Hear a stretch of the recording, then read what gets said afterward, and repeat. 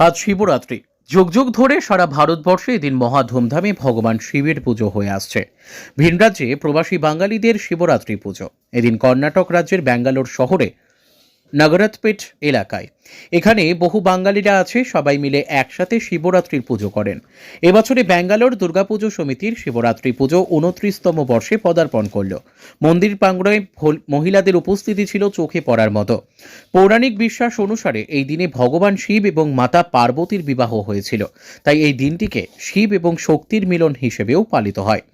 এছাড়াও এই দিনে ভগবান শিব প্রথমবারের মতো অগ্নিস্তম্ভ অর্থাৎ শিবলিঙ্গের আকারে আবির্ভূত হন, যা তার নিরাকার রূপকে প্রতিফলিত করে।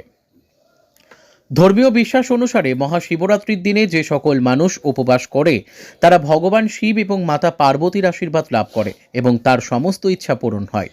যদিও বেশিরভাগ মহিলারা যুগ যুগ ধরে পরিবারের মঙ্গল কামনায় এবং শিবের মতো স্বামী পাওয়ার বাসনায় শিবরাত্রির উপবাস করে আসছে। তিথি অনুসারে এবছর শিবরাত্রির তিথি পড়েছে রবিবার বিকেল 4:49 শুরু হয়ে যা শেষ হবে পরের দিন অর্থাৎ সোমবার বিকেল 5:33। এছাড়াও এদিন উপস্থিত ছিলেন ব্যাঙ্গালোর দুর্গাপুজো সমিতির প্রবীর দাস, স্বপন সাহা, বল্লাম কর্মকার, রঞ্জিত সরকার, অঞ্জন গরাং, বিকাশ ঘোষ, জয়ন্ত দাস, প্রদীপ সাঁতরা, মানিক জানা, মাধব দাস, তপন জানা, শুভঙ্কর চক্রবর্তী, কার্তিক হালদার, সুকুমার দোলই, উত্তম সহ সকল নেতৃবৃন্দরা। ব্যাঙ্গালোর থেকে শ্রীমন্ত বাগের রিপোর্ট, ওয়ার্ল্ড পাবলিক টিভি।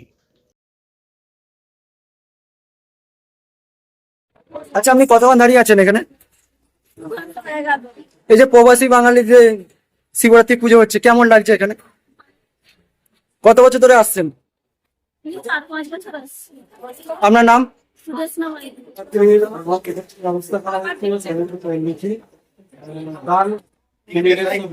এবং মিষ্টিমুখ করার জন্য মিহিদানা করা হয়েছে এবং স্বতন্ত্রভাবে সবাই আসছেন, প্রসাদ গ্রহণ করছেন।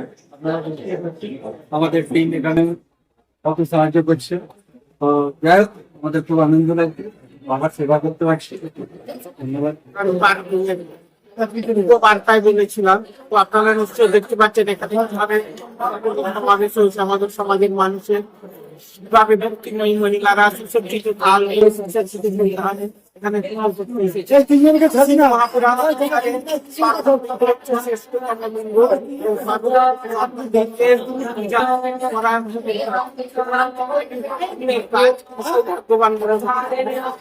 আমাদের আপনারা দেখতে পাচ্ছেন সব শিবরাত্রি কেমন হচ্ছে, শিবরাত্রি কেমন করা হয় এবং সেই হচ্ছে যে এই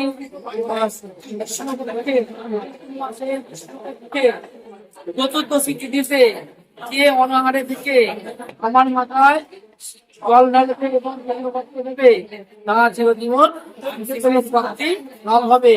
এবং শিব পার্বতীকে পালন করে এবং শিব পার্বতীর মুখে নিয়ে দেখলেন যে ব্যাগ একটা ব্যাগ সে মানুষকে সে ফোনের মধ্যে শিকার করতে যেত। তখন একদিন শিকার করে আসছে, অনাহারে ছিল, সারাদিন কিছু খায়নি, অনাহারে ছিল।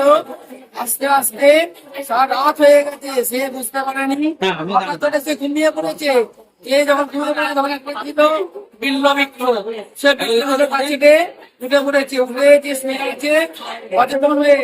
তখন শিশিরে ছুটে বিল্ল গাছ থেকে একটা পত্র সেই কাছে তুলে দিলাম, শিবলিঙ্গ ছিল, সেই মধ্যে বিল্ল পাতাটা বললো করে সেই ব্যাগ শিবলো করতে হলো। যখন মৃত্যু হলো তখন আপনার থেকে আসছেন নিয়ে যাওয়ার জন্য, তখন শিবলোকে এসে বলছে এ শিবলোকে যাবে, লোকে যাবে না, কারণ আমি যাবে না। চতুর্দশীর দিনে আমার মাথা বিল্ল পাত্র দিয়েছিল, জল নিয়েছিল, সেই জন্য সে সারাদিন যে উপাস থেকে